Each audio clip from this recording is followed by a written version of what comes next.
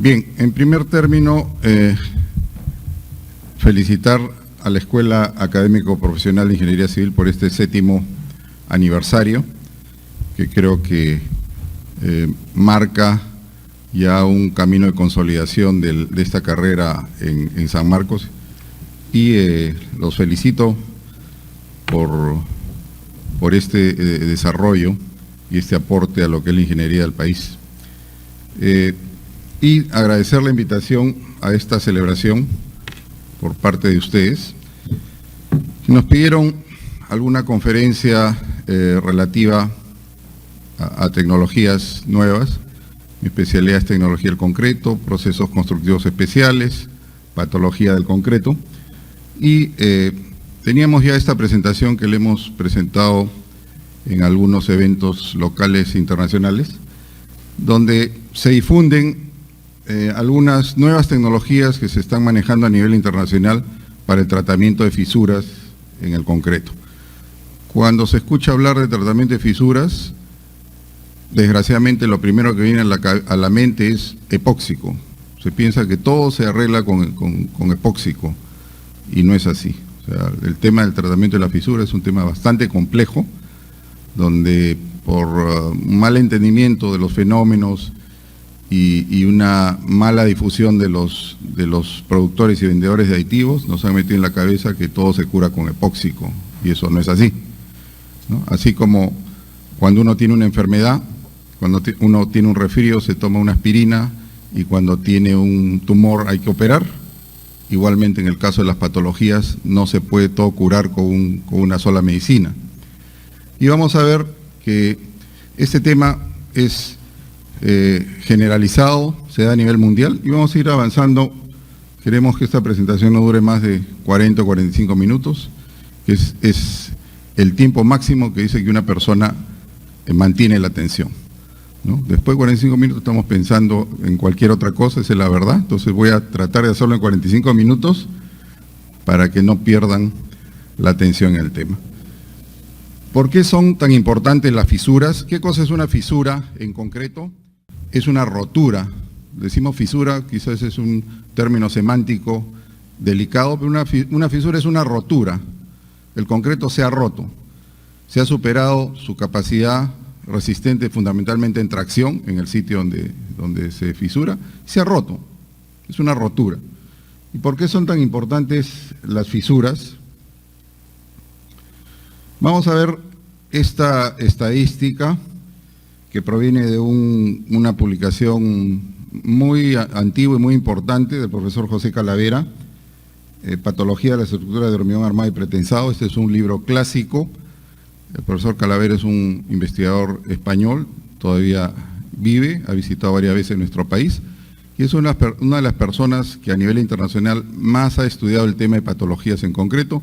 Y un aspecto muy importante es el origen, ¿no? Y cómo se distribuyen las fallas según las etapas del proceso constructivo, porque es importante saber de dónde se originan. Cuando hay una fisura, en general lo primero que se hace es echarle la culpa al material. Dicen, ha pasado algo con el concreto. Vamos a ver que el tema es más complejo. Normalmente el concreto es el que menos culpa tiene del problema. La culpa la tiene cómo hemos manejado ese concreto, cómo lo hemos entendido o mal entendido. Y esta estadística del profesor Calavera analizó un montón de proyectos en Europa y llegó a la conclusión que el 37% de los problemas de fallas, y después vamos a ver que las principales fallas son fisuras, provienen del proceso constructivo, perdón, del proyecto. Es decir, sin haber construido nada, no hemos construido nada, y ya vamos a tener en nuestra obra 37% de probabilidad de problemas debido a que el proyecto o se concibió mal, o las especificaciones estuvieron defectuosas, o no se tomó en cuenta los aspectos críticos para controlar fisuras. Y esto es real. ¿Y esto qué nos dice? Que hay que invertir un montón en el proyecto. Normalmente en el proyecto se regatea. Hay la tendencia actual entre los promotores de proyectos, hacen competir a los diseñadores estructurales para ver cuál se baja más, cuál cobra menos. Entonces, siempre hay una ley del retorno de calidad. Yo no puedo pagar poco por alta calidad. La calidad cuesta. Entonces, cuando yo pago muy poco por la calidad, tengo que resignarme a que el retorno va a ser bajo también. Entonces, ¿qué cosa nos dice esto? Que el sentido común nos dice que en el proyecto hay que invertir un montón. Necesitamos pagar por el mejor proyecto posible, ¿no? Otra cosa que nos dice que en la ejecución se detectan el 51% de las fallas. Entonces, ¿qué significa esto? Que el constructor, el residente, es responsable de la mitad de los problemas. ¿Qué significa? El residente tiene que ser una persona sumamente competente y conocer muchísimo de estos problemas de fisuración. Lo cual no siempre se trata en las universidades a nivel de los cursos de tecnología de concreto o concreto armado, ¿no? Porque hay mucha patología que no se conoce a fondo o no se discute, y es ya en el ejercicio profesional donde el residente tiene que enfrentarse con esto, y la mayoría de las veces no entiende ni sabe qué es lo que pasa, y tiene que recurrir a un tercero. Entonces, más de la mitad proviene de la ejecución. Y contra lo que se pudiera pensar, los materiales, o sea, mala calidad de los materiales, sí, algunos casos se dan, pero es un 4,5%, un 5%, ¿no?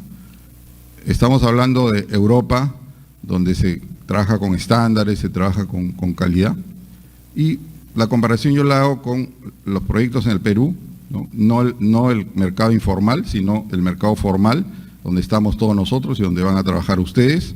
Esperamos que trabajen en el mercado formal, que se rige por los códigos, los reglamentos, aplica los conocimientos técnicos y profesionales que están asimilando en todos estos años que le van a dedicar hasta que saquen su título y se gradúen. Cuando se trabaja en ese mercado, ¿no?, y se trabaja con materiales estandarizados, es bajo el porcentaje de fallas que provienen del material. No quiere decir que no, o sea, el concreto falla.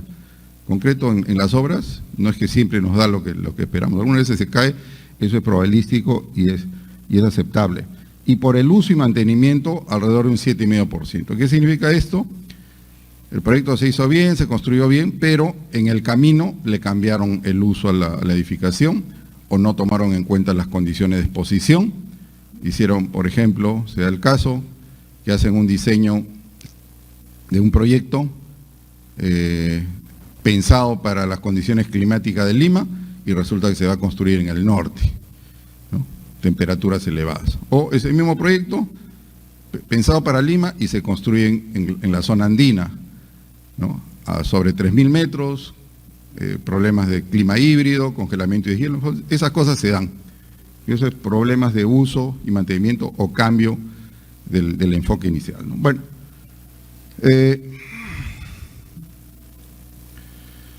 entonces el profesor Calavera también ya identificó los orígenes, esa es una alerta a dónde debemos poner la vista y dónde tenemos que preocuparnos de prevenir, pero detectó que también más de la mitad de los problemas en Europa son fisuras, 62% se deriva de fisuras. Después hay otros problemas de oxidación o corrosión, ataques químicos, deformaciones, en fin, pero siempre las fisuras es el recurrente. Y no hay una estadística local similar, pero de la experiencia que tenemos nosotros en consultoría, de las consultorías que me caen en el mes, el 80% son fisuras. Y afortunadamente, digo afortunadamente para mí, porque eso me da trabajo, pero es desafortunado que siga siendo un tema recurrente y que en nuestro país eso, en vez de disminuir, se incremente y siga siendo cada vez un problema mayor, ¿no? Estamos en por qué son importantes. Entonces, son muy importantes porque son un montón. ¿Qué consecuencias trae la fisuración cuando aparece fisuración? Como todos, seamos profesionales o no, peor cuando no se es profesional, a uno le entregan un departamento y a los 3 meses comienzan a aparecer fisuras, la persona piensa que se va a caer, ¿no? Tengo varias consultorías, incluso con arbitrajes, reclamo de edificios, que a los 3 meses, 6 meses al año, lleno de fisuras, y el cliente o el usuario que no sabe nada ¿no?, para él se le va a caer, va a colapsar y quiere que le devuelvan todo su plata. Entonces trae alarma y trae un montón de problemas. Y trae una necesidad de un diagnóstico y determinar la trascendencia de esta fisuración. Afortunadamente, la mayoría de problemas de fisuración no son estructurales, son estéticos, pero traen un montón de dificultades para corregir ese efecto estético. A un dueño de un departamento que uno le diga, no te preocupes, no se va a caer, eso no lo tranquiliza, ¿no? Él está viendo la fisura, ve que filtra el agua y para él ese producto está totalmente malo. Entonces, hay una necesidad de un diagnóstico y determinación de la trascendencia de la fisuración, después cómo se trata, o de repente hay que repararla.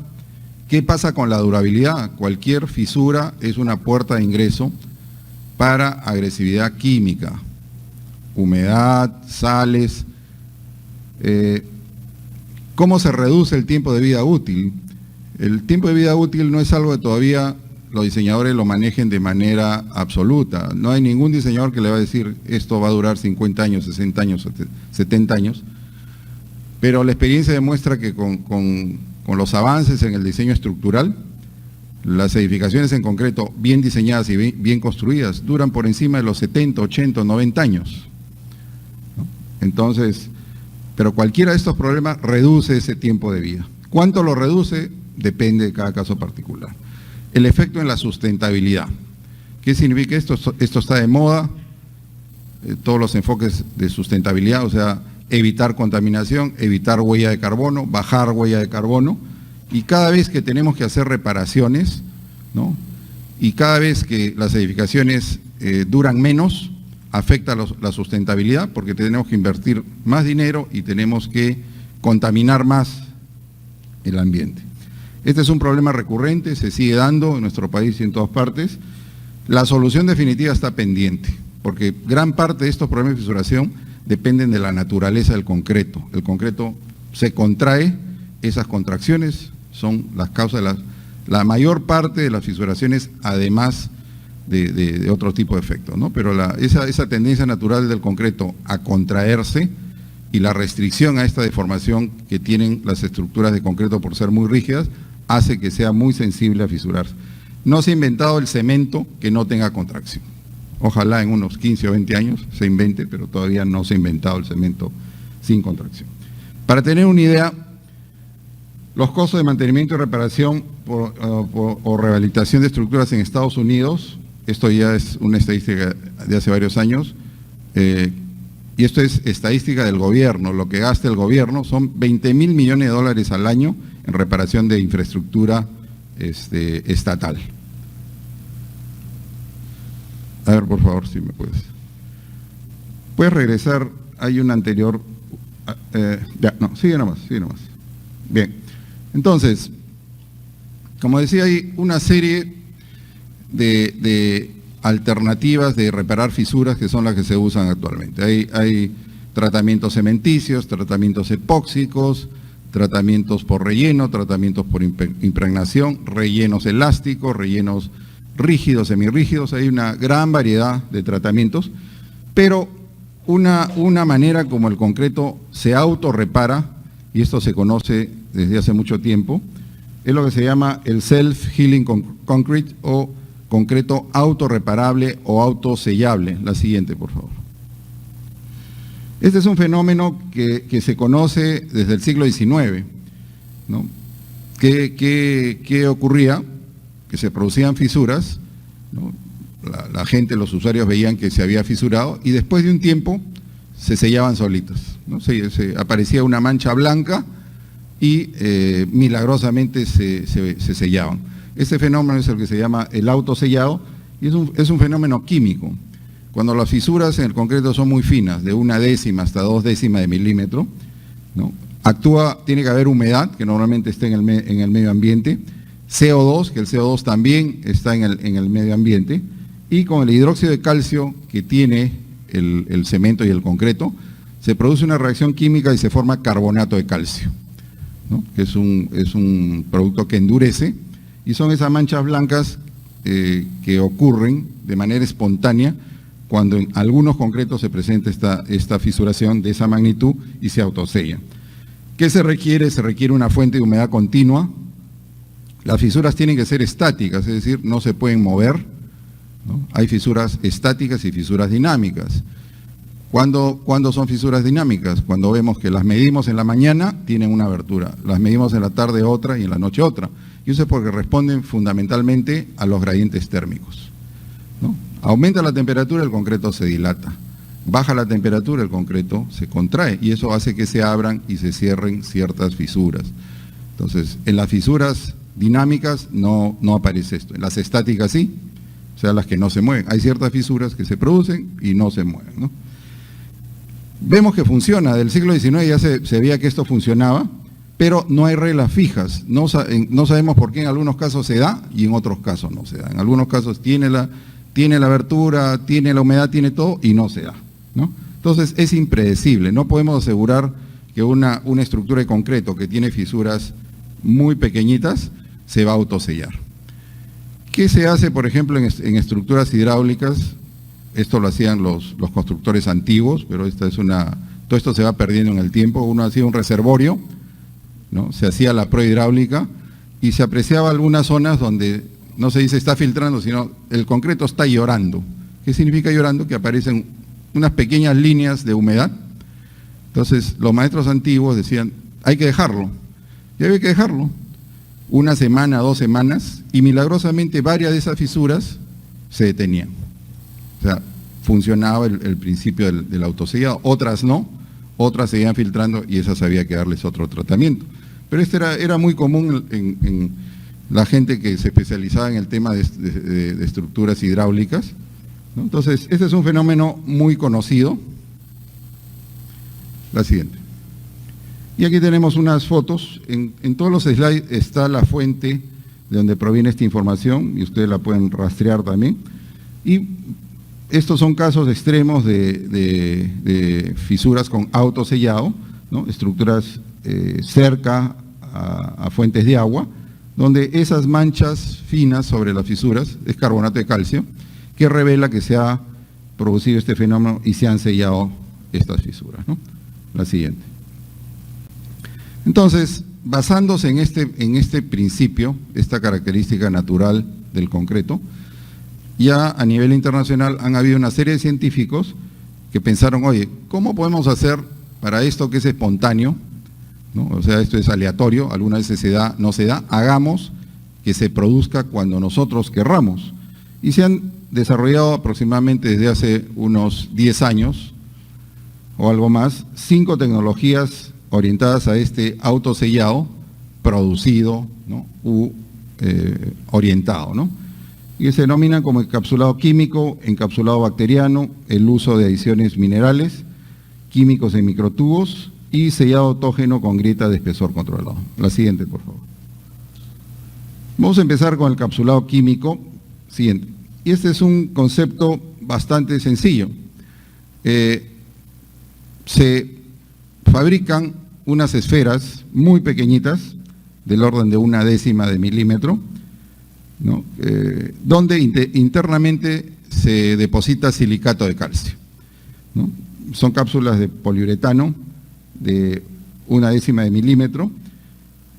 Estas esferas se introducen en un porcentaje más o menos del 2% del volumen del concreto y tienen la particularidad, el silicato de calcio es un producto que reacciona con el hidróxido de calcio del concreto y crea también carbonato de calcio. El silicato de calcio, por ejemplo, hay productos comerciales actuales donde uno quiere, por ejemplo, un pavimento que se ha curado mal, está muy desgastable, ¿no? Se aplican estos productos con silicato de calcio, penetran el concreto y generan carbonato de calcio y sellan los poros. Esta es una tecnología usada para rehabilitar y reparar nuevamente pavimentos, ¿no? Se mejora la calidad. Entonces a alguien se le ocurrió, oye, hagamos estas pequeñas esferas que cuando ocurre la fisura, la esfera se rompe y libera el silicato de calcio. Entonces, la siguiente. Entonces, como concepto es sumamente simple, es sumamente ingenioso. Lo difícil de esa tecnología es cómo hacerla realidad y hacerla masiva. ¿Cómo hacemos una pequeña esfera de 1/10 de milímetros, ¿no? Con este poliuretano y que contenga el producto? Entonces, el reto de la tecnología ha sido encontrar la forma de realizar esto. Entonces, este es un esquema que nos indica el silicato de calcio y las diversas capas, ¿no? Esto se introduce dentro de varias capas de esta cobertura que deben tener estas pequeñas esferas, hasta crear, ¿no?, esta adición y ponérsela al concreto para que cuando se fisure se rompe y no sella. La siguiente. Entonces, aquí tenemos cómo luce la microcápsula de 1/10 de milímetro, es una esfera perfecta, ¿no? Y acá también algunas vistas de los espesores de esta microesfera, ¿no? Acá está el silicato de calcio, en fin. Entonces, este es un tema de nanotecnología. La siguiente. Y siempre los problemas con la nanotecnología es con qué equipos manejamos la producción de esto, y cuando se trata de productos masivos, ¿no?, cómo hacerlo para que no hagamos pues 100 esferas, sino toneladas de estas esferas. Y este reto de la nanotecnología es en todo tipo de desarrollo. La limitación de la nanotecnología es cómo hacerla industrializada, ¿no? O sea, hay una serie de avances en nanotecnología, pero que no están todavía al servicio masivo, porque no hay formas baratas de hacer esto, ¿no? Entonces, aquí nos muestra varias etapas de cómo se va rompiendo esta esfera ante un caso real y cómo se libera el silicato de calcio, ¿no? La siguiente. Y así luce, realmente no es un concreto, es un mortero, para hacer estas pruebas, donde se le han introducido estas esferas y crea una especie de mortero poroso, ¿no? Esa es la matriz con las microcápsulas. La siguiente. Vamos a ver un pequeño video de la Universidad de Tokio. Esto empezó a desarrollarse en Tokio, pero también tiene gente trabajando en Estados Unidos y en Europa. El equipo que trabajó en este desarrollo. El efecto de los nanomateriales en el autocurado, el autosellado de la fisuración en el concreto. Y aquí son imágenes al microscopio. Aquí se ha marcado con azul el sector fisurado donde está reaccionando las microesferas, ¿no? Entonces, en 7 días comienza a producirse la reacción, se comienza a sellar. En 28 días ya prácticamente se ha sellado y según los investigadores en 33 días ya se reconstruye totalmente. Al final vamos a ver, porque un tema que sale, o una inquietud que puede salir es, cuando se sella, ¿estamos volviendo nuevamente monolítica esa unión? Nadie lo sabe. La realidad es que se sella, pero no necesariamente recupera la capacidad estructural o la capacidad resistente. Estamos sellando nada más. Entonces, aquí hay otras fotos donde en las investigaciones se ha encontrado que después de 33 días, ¿no?, es que ya ocurre el sellado. Y un tema bien importante es que han estudiado el caso de estructuras dañadas con fuego. Cuando una estructura está dañada con fuego, el agua interior crea vapor de agua y crea un aumento de volumen interno y fisura internamente. O sea, el vapor interno revienta y hace que el concreto... Estas son fotos de fisuras internas en concreto que ha estado sujeto a la acción del fuego. Esto es lo que debe haber pasado en el Arcomar. En algún momento seguro va a haber que hacer una consultoría por ahí. Y cuando hay estos casos de fuego es muy complicado ver el tema de reparaciones. Normalmente hay que demoler, pero si ellos lo desarrollan en términos de que si le ponen estas microesferas, actúa el fuego, se fisura, mojamos la estructura y internamente genera este autosellado, ¿no? Fíjense lo brillante de ese enfoque, ¿no?, que nadie lo ha pensado en términos de fuego, ¿no? Para fuego, ¿qué se ha pensado? Solo como un dato adicional, hay fibras sintéticas antifuego. O sea, estas fibras están dentro del concreto y cuando se produce el fuego, las fibras se derriten y le dan espacio al vapor de agua. Ya no reviente el concreto. Eso ya se inventó, ¿no? Hay ciertas fibras que en el fuego se derriten y Igual como el aire incorporado para los ciclos de congelamiento y deshielo, estas fibras dan espacio cuando se derriten para que el vapor de agua que pudiera haber no reviente el concreto. La siguiente. Vamos a ver la segunda tecnología, que es el encapsulado bacteriano, también una tecnología muy ingeniosa, la siguiente, donde en vez de estas microcápsulas con silicato de calcio, a un investigador de la Universidad de Delft, en Holanda, esto viene de Europa, este señor es microbiólogo, en sus investigaciones encontró una bacteria que curiosamente resiste los álcalis del cemento. El cemento es un material que tiene un pH muy alto, entre 11 y 13, ¿no? Y mata a los organismos vivos. Cualquier insecticida, cualquier jabón, cualquier producto de limpieza tiene un pH similar al del concreto. 11,3, un pH alto mata bacterias. Y él encontró unas bacterias que no morían con el concreto y que aún más cuando se alimentaban, cuando tomaban, las bacterias se alimentan de elementos vivos, microorganismos, generaban carbonato de calcio. Este señor descubre esto y conversa con gente de la parte civil. Este fue un trabajo multidisciplinario, pero lo genial, ¿no?, lo ingenioso de este señor que se le ocurrió poner estas bacterias de tal manera, también encapsuladas, de tal manera que cuando hay la fisura interna, libera las bacterias y en presencia de humedad genera carbonato de calcio, ¿no? Entonces, fíjense lo ingenioso de esta solución. Y aquí hay un esquema, ¿no?, de cómo esos son las esporas o pequeñas esferas que se introducen, se produce la fisura, se rompen, la bacteria comienza a actuar, a crecer y no sella la fisura. La siguiente.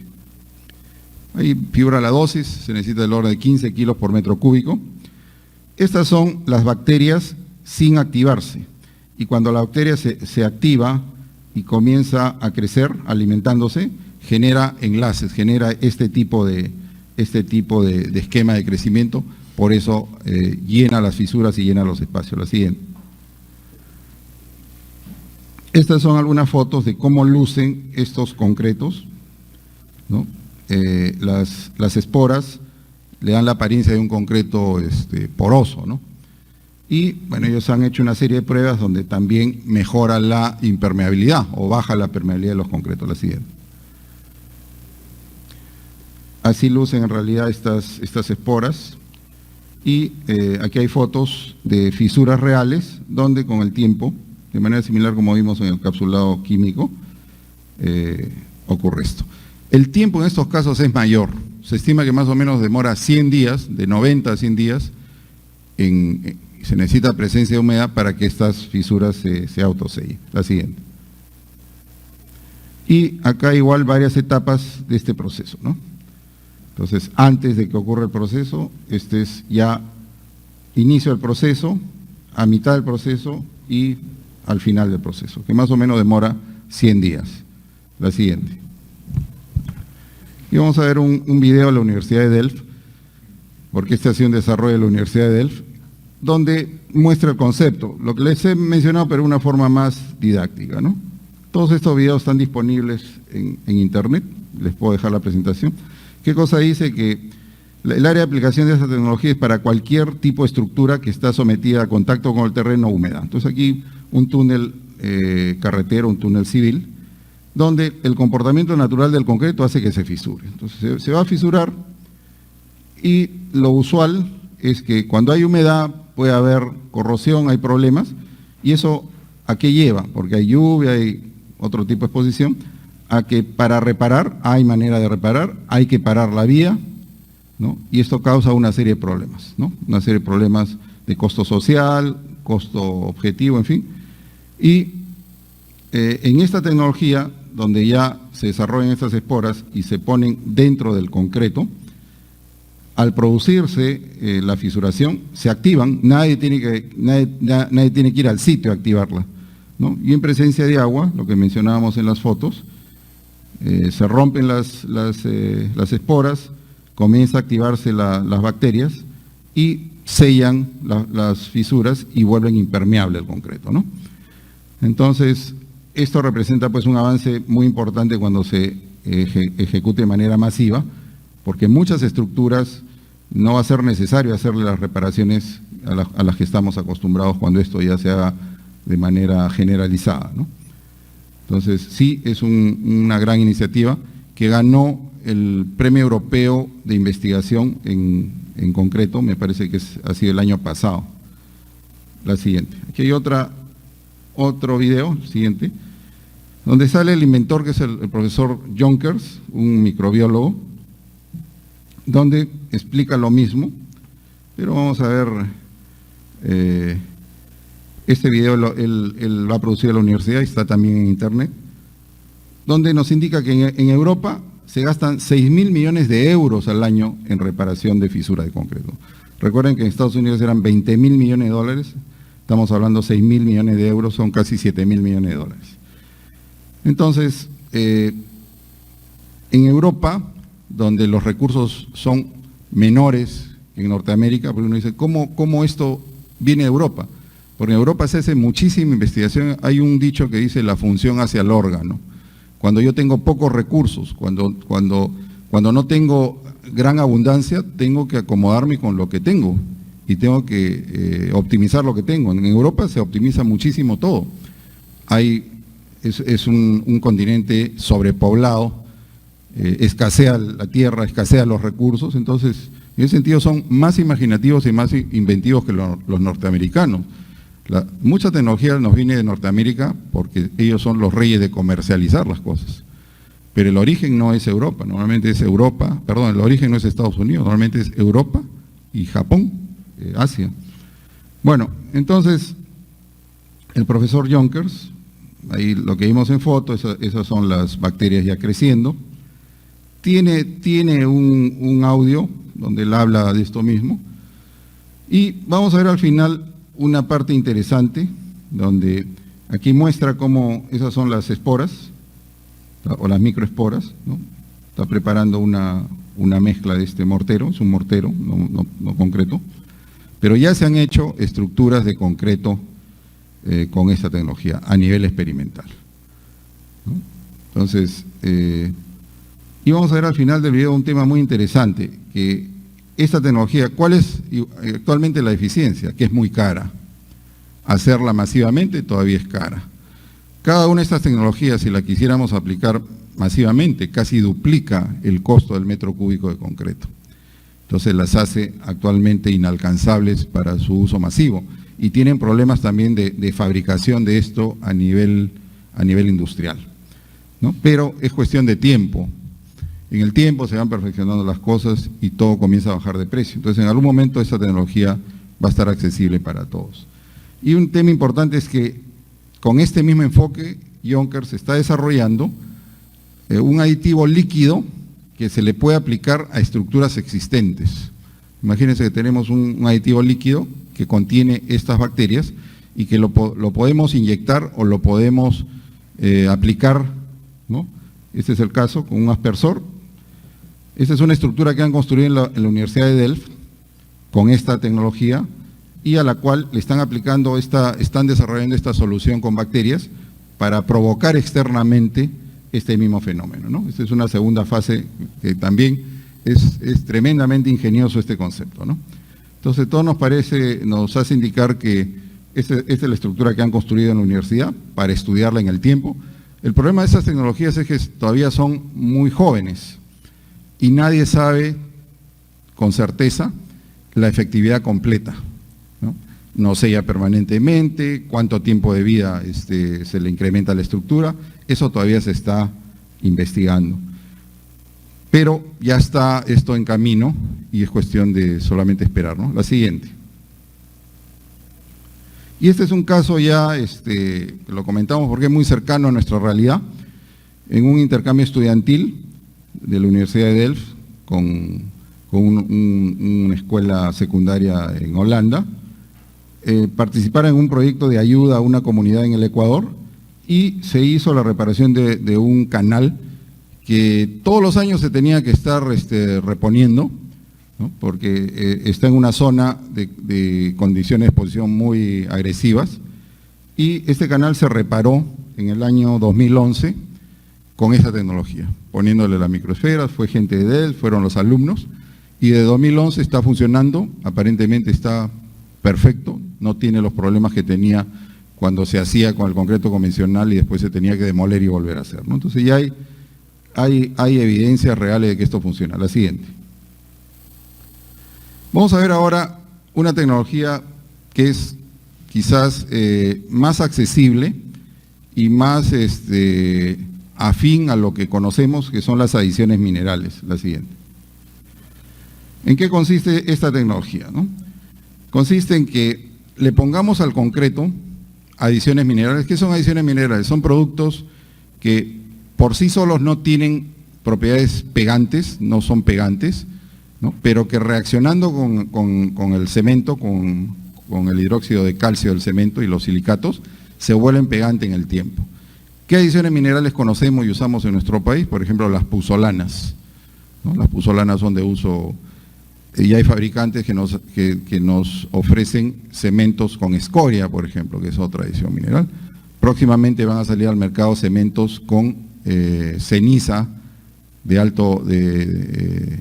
ceniza volante o fly ash, que son de las centrales termoeléctricas, ya van a salir estos cementos. Entonces, la tecnología de las adiciones minerales es muy conocida. Sabemos que cuando usamos cementos con adiciones minerales, el concreto se vuelve más impermeable, es menos poroso, pero utilizando ese concepto y esa forma como trabajan, y hay investigadores que han dicho, bueno, vamos a poner adiciones minerales y le vamos a poner aditivos expansivos y fibras, microfibras, ¿no? De tal manera que cuando se produce la fisura, también reaccionan los agentes expansivos y se sella la fisura, ¿no? Entonces, esa tecnología existe. El tema es que no es tan controlable su campo de acción y su efectividad, ¿no? Pero existe y es más fácil de implementar. La siguiente. Vamos a ver los químicos en microtubos. La siguiente. Donde algunos investigadores, en vez de pensar en esferas, han dicho, es más fácil industrializadamente producir pequeños palitos, ¿no?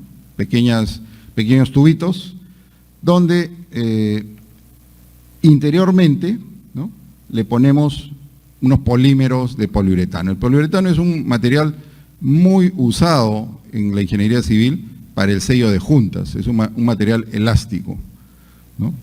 Entonces, esta tecnología la han desarrollado productores de aditivos, ¿no?, que están pensando, si yo tengo una pequeña cápsula de vidrio, ¿no?, y la lleno con este polímero de poliuretano, ocurre la fisura, la rompe, el poliuretano se hincha y me llena internamente, ¿no? Pero hay dos conceptos importantes. Uno, que el poliuretano no es estructural, o sea, va a llenar, pero no tiene propiedades estructurales, no va a ser rígido. Y el otro es que para que se produzca, para que el efecto funcione, este microtubo tiene que estar perpendicular a la fisura. Si el microtubo es paralelo a la fisura, no se rompe y no pasa nada, ¿no? Entonces significa que estos microtubos tienen que orientarse en una posición determinada y eso ya complica su aplicación masiva en la construcción, ¿no? Imagínense que tenemos que estar por capas poniendo los microtubos para que y esperar que acierte la aparición de la fisura. La siguiente.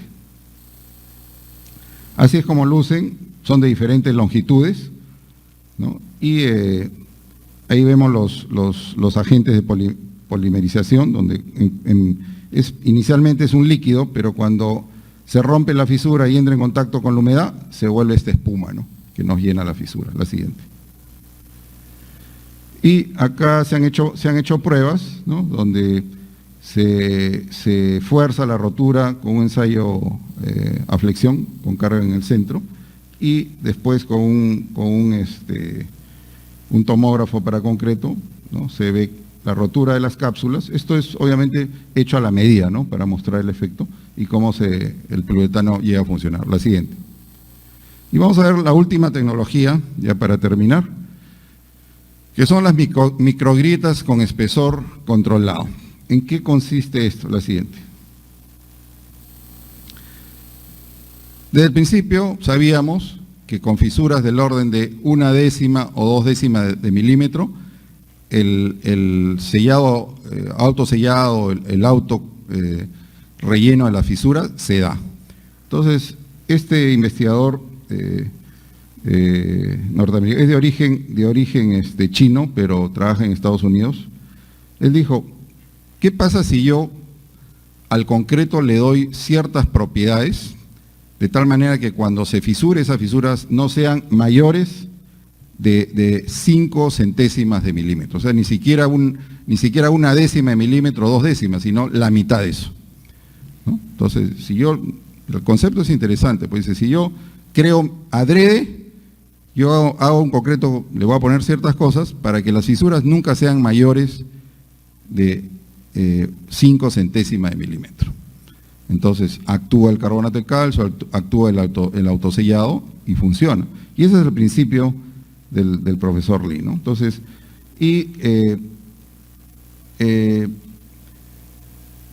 este término que es el ECC o Engineered Cementitious Composites, una traducción literal no es válida, pero es algo así como compuestos cementicios ingenieriles o manejados con ingeniería, ¿no?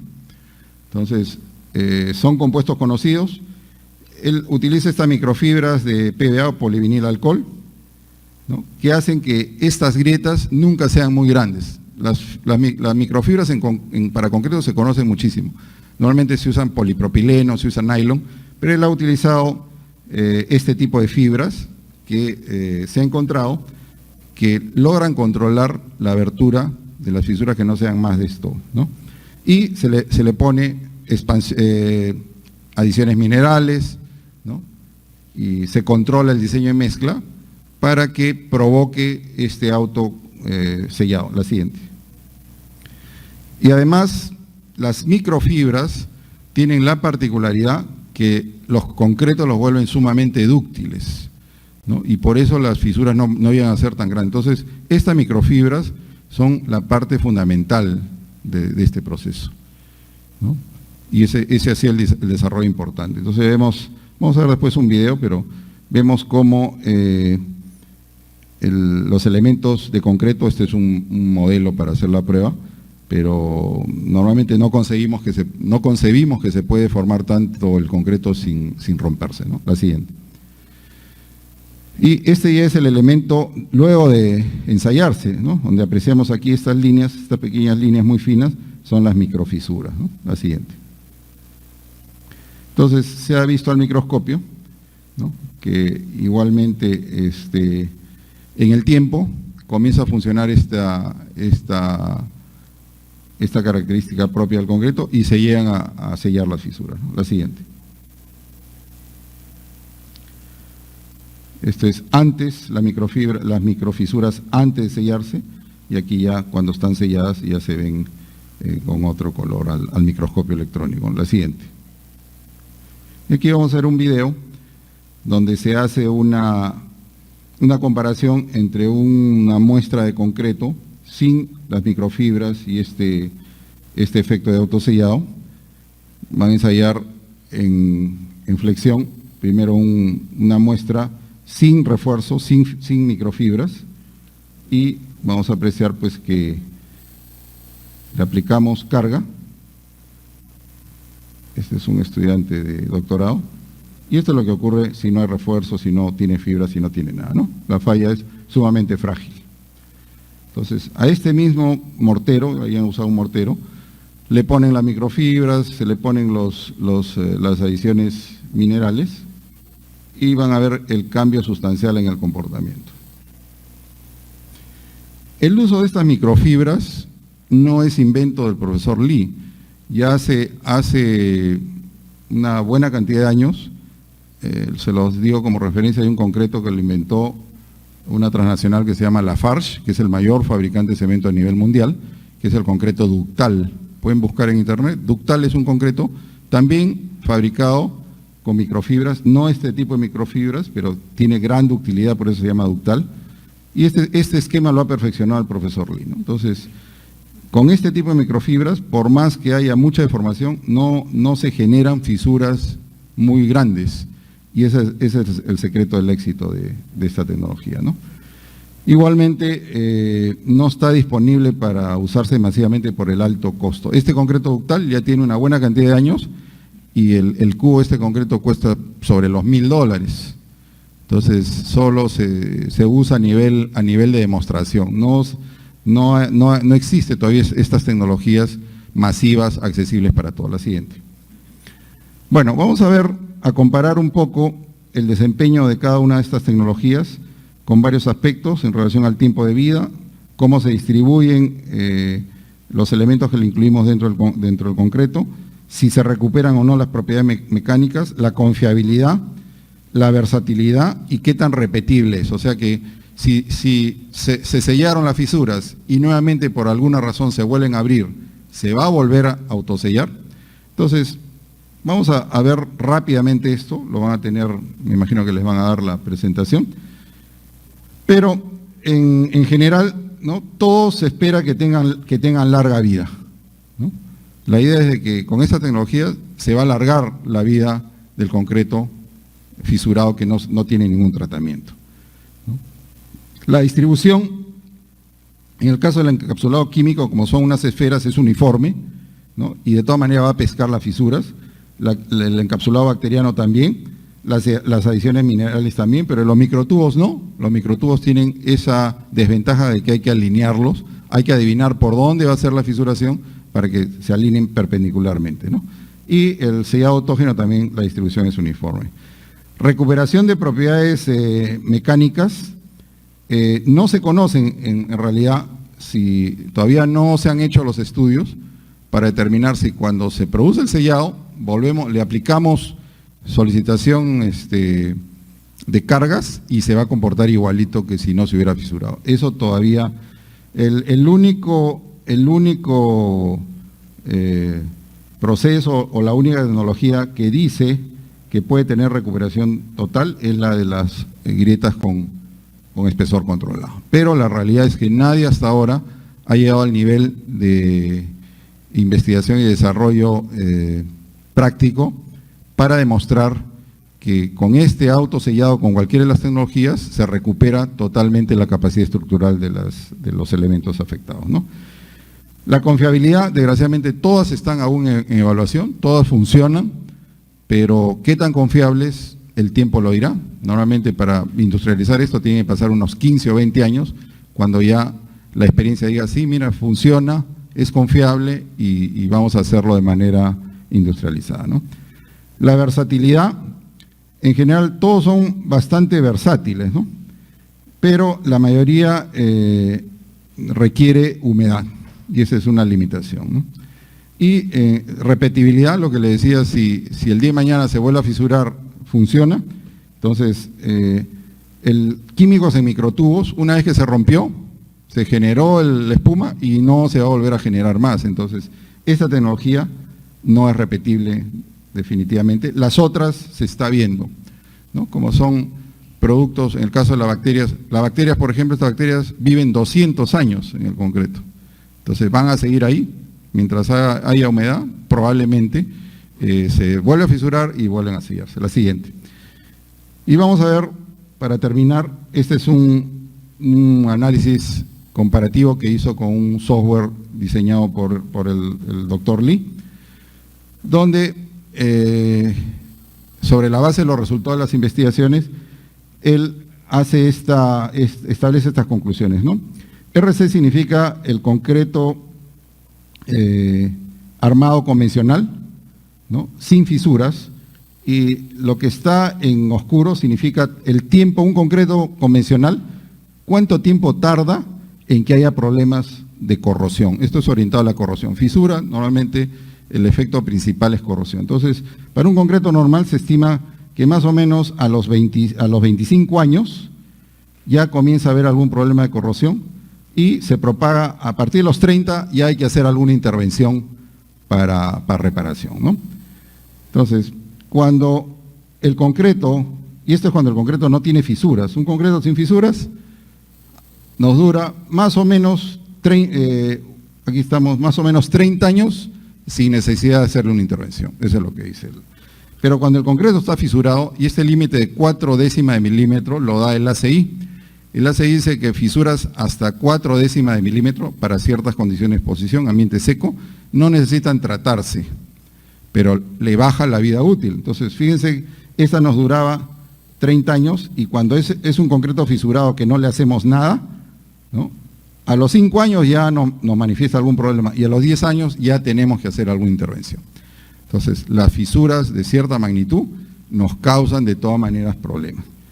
Aquí tenemos el concreto reforzado con estas fibras, sin fisuras, ¿no? O sea, le pusimos las fibras, pero no se fisuró, y solo por el hecho, ¿no?, de que estas fibras le dan gran ductilidad, contrarrestan en gran medida la contracción por secado, en fin, y miren el comportamiento, ¿no? Para que aparezca algún problema va a demorar casi 30 años y recién se necesita una intervención prácticamente a los 90 años. Entonces triplica la vida útil del concreto, ¿no? Y cuando este concreto tiene algo de fisuración, pero no llega a activarse todo el proceso, se reduce su vida útil de 90 años a 70. Y cuando se autosella, ¿no?, se le provee la humedad, en fin, pierde un tiempo de vida útil del orden de 10 años o 5 años, ¿no? Entonces él con este modelo demuestra que su tecnología incrementa prácticamente en 3 veces la vida útil de las estructuras. Y aquí él hace una evaluación también del ciclo el costo en su ciclo de vida y hace un cálculo referencial relativo de dólares por metro cuadrado. Una estructura sin fisuración, estructura de concreto normal sin fisuración, ¿no?, al cabo de 30 años hay que hacerle algún tratamiento que va a costar del orden de $150 metro cuadrado, ¿no?